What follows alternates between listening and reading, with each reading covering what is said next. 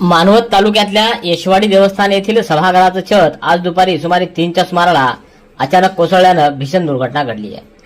या दुर्घटनेमध्ये सायंकाळी उशिरापर्यंत 6 भाविकांचा मृत्यू झालेला असून 18 जण जखमी झाले असल्याची माहिती मिळते आहे। जखमींवर विविध रुग्णालयामध्ये उपचार सुरू असल्याची माहिती देण्यात आली आहे। या घटनेनंतर परिसरामध्ये एकच गोंधळ उडाला होता।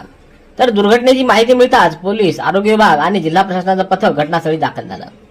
स्थानिक नागरिकांच्या मदतीनं ढिगाऱ्याखाली अडकलेल्या भाविकांना बाहेर काढण्यात आलं।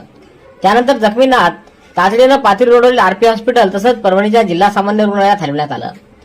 आरपी हॉस्पिटलमध्ये दाखल करण्यात आलेल्या 18 पैकी 2घांचा मृत्यू झाला असून उर्वरित 16 जणांवर उपचार सुरू असल्याची माहिती अधिष्ठाता डॉक्टर प्रमोद शिंदे यांनी दिली आहे।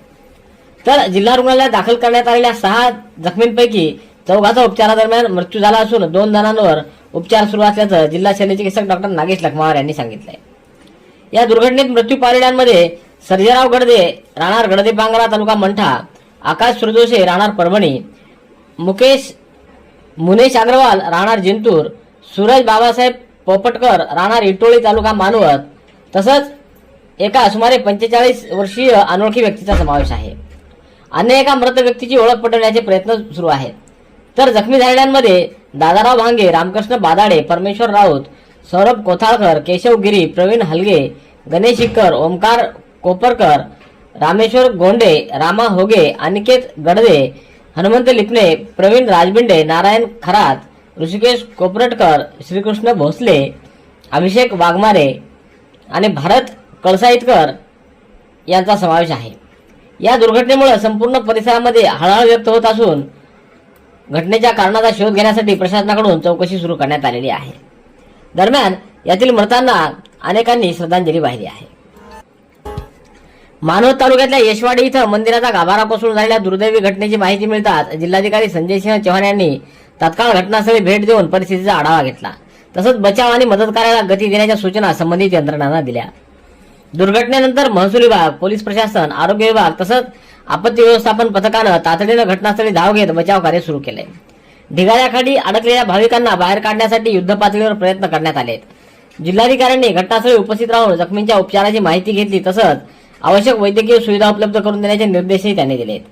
बचाव कार्यादरम्यान कोणतीही अडचण येऊ नये यासाठी सर्व संबंधित विभागांमध्ये समन्वय राखण्याच्या सूचना देण्यात आल्या आहेत। परभणी जिल्ह्यातील एक जागृत देवस्थान येशवाडी या ठिकाणी आज काही दुर्घटना घडल्या। एक सभामंडपाचं अर्धवट काम असलेलं सभामंडप कोसळून बरेचसे लोक त्या ढिगाऱ्याखाली अडकलेले आहेत। काही लोकांना बाहेर काढण्यात आलेलं आहे, काही लोक आणखी खाली आहेत, काही लोकांच्या डेथ झाली अशी कळते।